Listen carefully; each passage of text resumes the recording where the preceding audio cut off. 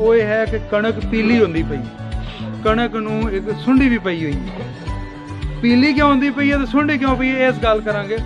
पीली जेहड़े अगर पत्ते हो रहे होंदे पीले थल्ले वाले, अगेती फसल लगी हुई है, थल्ले वाले पत्ते पीले होंदे पैण ते उन्होंने पीले होना है क्योंकि खुराक की थोड़ी जी कमी हो जाती उन्होंने नवीं जो पानी लावांगे खाद देवांगे तो वापस ठीक होना शुरू हो जाएंगे। अगर पीला हो रहा दरमियान वाला सूआ जिवें दाइयां च पीला होंदा है या सुकदा पिया है तो इनका मतलब है कि इहदे विच सुंडी मौजूद है, तो जिंदे सुंडी मौजूद है उनका फिर असीं स्प्रे करना होंदा। लेकिन जिमें हुण टंपरेचर होया खड़ोता है, दर्जा रद कम होया खड़ोता है, ठंड वधी खड़ोती है, वो सुंडी लुकी तो पई है लेकिन नुकसान नहीं कर रहे। हुण अगर असीं स्प्रे करांगे, जेड़ा स्प्रे सुंडी दे उत्ते डायरैक्ट पवेगा वो सुंडी ते जाएगी मर, लेकिन जेड़ा स्प्रे सुंडी ते नहीं पैना वो नहीं मरेगी क्योंकि उन्हें खाना छड्डा होया।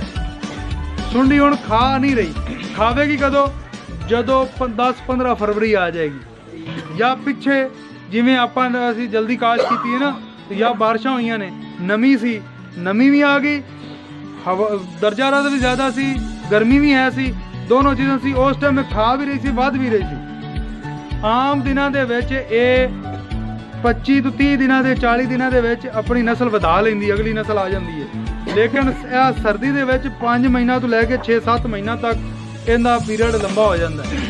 हुण जिवें जिवें गर्मी पवेगी ये फिर निकलना शुरू हो जाएगी। हुण किते तुहानूं नज़र आ भी जाए तो स्प्रे नहीं करना, स्प्रे उदों करना है जदों खाना नुकसान देना शुरू करेगी, क्योंकि हुण खांदी नहीं पई, जदों खा नहीं रही तो स्प्रे साडा ज़ाया हो जाएगा।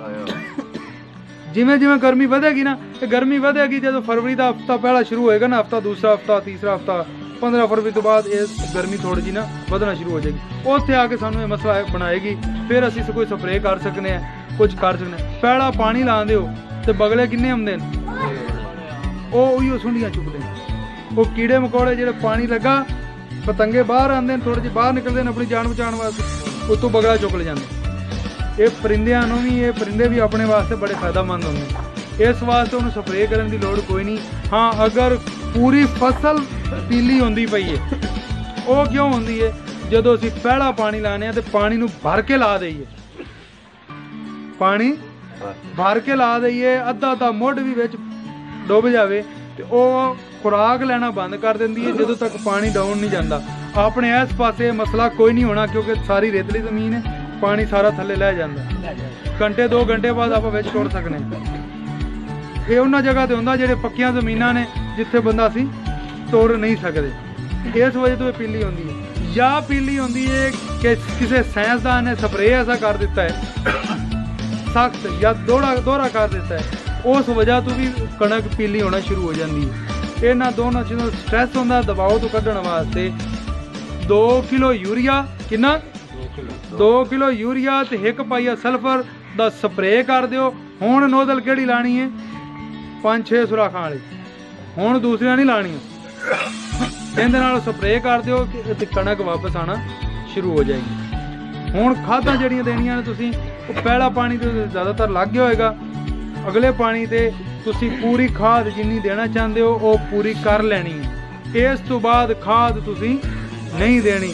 जिहड़ी खाद असीं पाने आ ना नाइट्रोजन वाली या यूरिया या नाइट्रेट, सिट्टे निकलन ते या सिट्टे निकलन टाइम गोब ते या गब्बे जिन्हों बोलने हैं उस जगह ते या सिट्टे निकल आए ने, वो सिवाए नुकसान दे कुछ नहीं करती, वो सिर्फ नुकसान कर दी है।